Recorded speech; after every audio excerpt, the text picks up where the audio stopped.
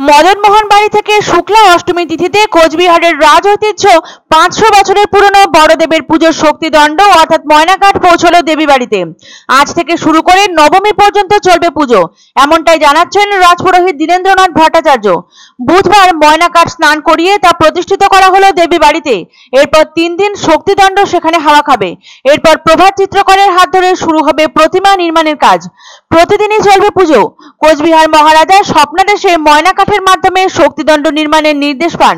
তারপর থেকেই প্রতি বছর ময়নাকাঠকে শক্তিদণ্ড হিসাবে পুজো করে মূর্তি নির্মাণ শুরু হয়। 1 মাস আগে এই ময়নাকাঠের প্রথম পুজো হয়েছিল ডাংরাই মন্দিরে। সেখান থেকে ময়নাকাঠ চলে যায় মদনমোহন বাড়িতে। আজ মদনমোহন বাড়ি থেকে দেবী বাড়ির উদ্দেশ্যে নিয়ে আসা হয়েছে ময়নাকাঠকে। দৈনিক চলবে এই পুজো। কোচবিহার রাজ আমলে প্রতিষ্ঠিত বড়দেবী। কোচবিহারের দুর্গাপূজা বলতে বড়দেবীর পুজো সব থেকে গুরুত্বপূর্ণ এবং ঐতিহ্যবাহী। এই পুজোর প্রচুর রীতিনীতি রয়েছে।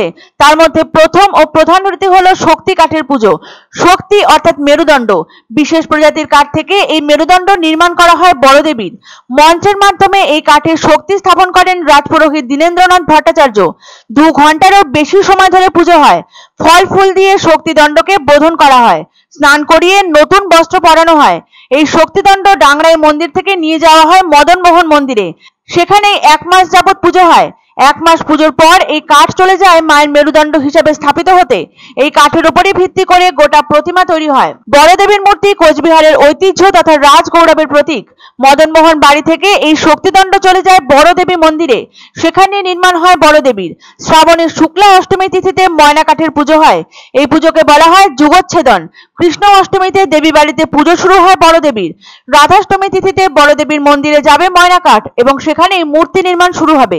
তারপর পুজোর সময় পুজো হবে দেবীর। বড়দেবীর পুজো ঠিক কবে শুরু হয়েছিল তা বলা এক প্রকার অসম্ভব। তবে আনুমানিক প্রায় 553 বছর আগে এই পুজোর সূচনা করেন কোচবিহারের মহারাজা। স্বপ্নাদেশে বড়দেবীর মূর্তি কোষ্ঠী পাথর খুঁজে পান কোচবিহারের মহারাজা। তারপর থেকে নিয়ম নীতি নিষ্ঠা সহকারে এই পুজো হয়ে আসছে। এছাড়াও রয়েছে রাজ আমলের পুঁথি। লেখা রয়েছে পুজোর যাবতীয় নিয়মকানুন আচার অনুষ্ঠান। এই পুঁথির উপর ভিত্তি করেই কোচবিহার মদনমোহন বাড়ি সহ দেবত্র ট্রাস্ট বোর্ডের সমস্ত দেবদেবীর পুজো সম্পন্ন হয়। আর এই পুঁথির নিয়ম মেনে ময়নাকাঠ সহ বড়দেবীর সমস্ত দেবদেবীর পুজো অনুষ্ঠিত হয়। এক সময় জঙ্গলে ঘেরা কোচবিহারে অভাব ছিল না ময়না কাঠের, কিন্তু সম্প্রতি এই কাঠের অভাব দেখা দিয়েছে। দেবত্র ট্রাস্ট বোর্ড ময়না কাঠ অর্থাৎ ময়না গাছের চারা লাগানোর উদ্যোগ গ্রহণ করেছে। আমার যে বিশ্বশিল্প রাজাকে উনি ময়না কাঠেরই স্বপ্নটা দেখছিল যে ময়না কাঠের দিয়েই পুজোটা করতে হয় মায়ের, তার স্বপ্নাদেশ।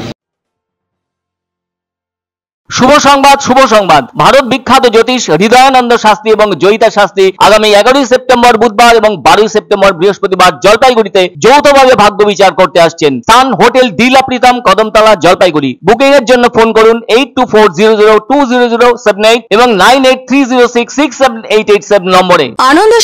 আনন্দ সংবাদ 30 বছরের নির্ভরযোগ্য প্রতিষ্ঠান ইন্দ্রমণি রাইস মিল।